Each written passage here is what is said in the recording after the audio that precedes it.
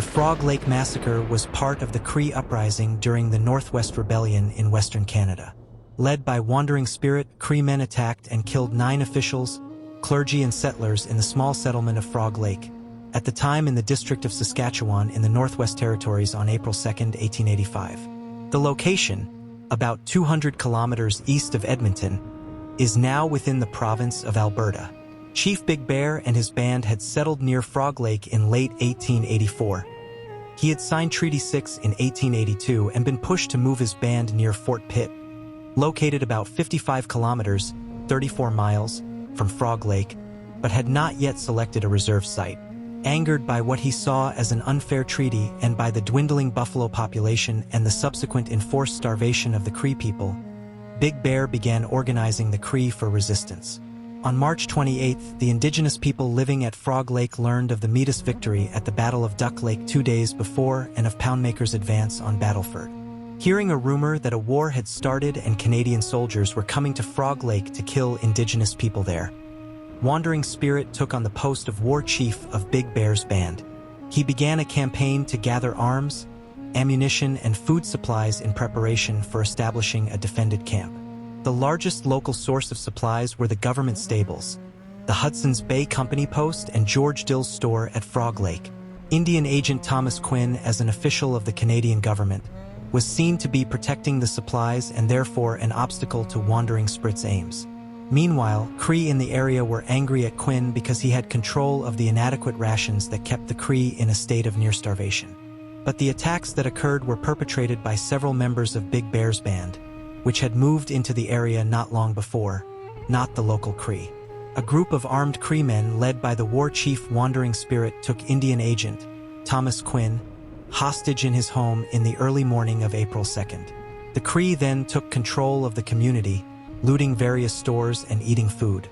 Many of the white settlers in the settlement attended the local Catholic church, where 2 priests conducted Mass with natives attending. After Mass concluded, at around 11 a.m., Wandering Spirit ordered the whites in the community to willingly move to a native encampment a couple of kilometers away. Quinn repeatedly said he would not be moved. In response, Wandering Spirit shot him in the head. After that, despite Big Bear's attempt to stop the shootings, Wandering Spirit's group then killed another 8 unarmed people. The 2 Catholic priests, Leon Faffard and Felix Marchand, Faffard's lay assistant John Williscroft, as well as John Gowanlock, John Delaney, William Gilchrist, George Dill, and Charles Gwynn. A Hudson's Bay Company clerk, William Bleasdale Cameron, who had been made to go to the church, after Mass had gone to the Hudson's Bay shop to fill an order made by Quinn for Miserable Man. When the first shots were fired, he escaped with the help of sympathetic Cree, and made his way to a nearby Wood Cree camp, where the chief protected him. After the 9 people were killed, Wandering Spirit's men took captive the surviving whites and government loyalists in the community. The hostages numbered about 70 in all and included Teresa Gowanlock and Teresa Delaney, wives of 2 of the slain men, and their families, as well as William Carmeron and several Métis men John Pritchard, Pierre Blondin, Dolphus Nolan, and Louis Goulet. These men purchased the 2 widows and put them under Pritchard's protection. The 2 Teresas later wrote a book on their experience 2 months in the camp of Big Bear. William Cameron's book Blood Red the Sun also gave an account of the tragic day and its aftermath. After the massacre, several of the Metis residents who were now captive hurriedly placed the bodies of Faffard, Marchand, Delaney, and Gowanlock in the cellar under the church. At great risk, they also moved the bodies of Quinn and Gwynn into the cellar of a house near where they were killed. However, they were refused permission to touch the other victims. 2 days after the killings, the church, the rectory, and all the buildings of the Frog Lake settlement were burned on April 4, 1885, the day before Easter.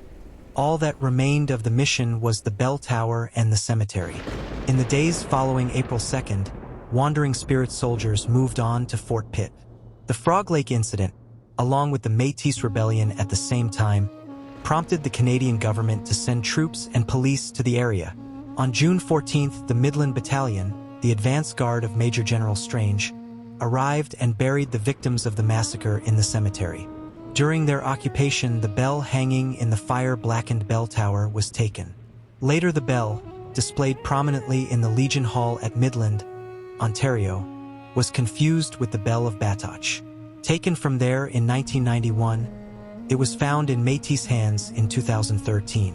When the rebellion was put down and law and order restored, Wandering Spirit, the war chief responsible for the Frog Lake incident, walked to Fort Pitt where he turned himself in. Wandering Spirit, Kapapamichakuyu, a Plains Cree war chief, Little Bear, Apaskiskus, Walking the Sky, aka Round the Sky, Bad Arrow, Miserable Man, Iron Body, aka Crooked Leg, and Man Without Blood were put on trial for murders committed during the Frog Lake Massacre and at Battleford, the murders of farm instructor Payne and Battleford farmer Barney Tremont. None of the accused natives were allowed legal counsel, and Judge Charles Rouleau sentenced each of them to death by hanging. He sentenced 3 others to hang as well, but their death sentences were commuted. Sentenced to be hanged and perhaps in an attempt to expiate his offenses, Wandering Spirit attempted suicide but lived to be hanged. Wandering Spirit and the 7 others were hanged on November 27, 1885, in the largest mass hanging in Canada's history. Although Big Bear had opposed the attack, he was charged with treason because of his efforts to organize resistance among the Cree. He was convicted and sentenced to 3 years in the Manitoba Penitentiary.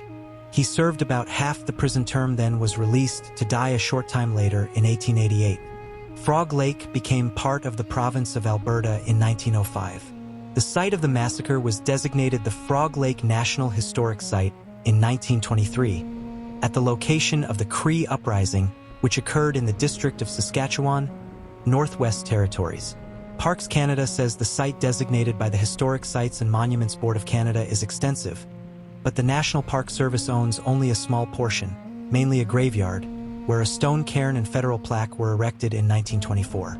The geographic coordinates on this page are for that cairn. In 2008, Christine Tell, Provincial Minister for Tourism, Parks, Culture and Sport, said the 125th commemoration, in 2010, of the 1885 Northwest Resistance is an excellent opportunity to tell the story of the Prairie Métis and First Nations people's struggle with government forces and how it has shaped Canada today.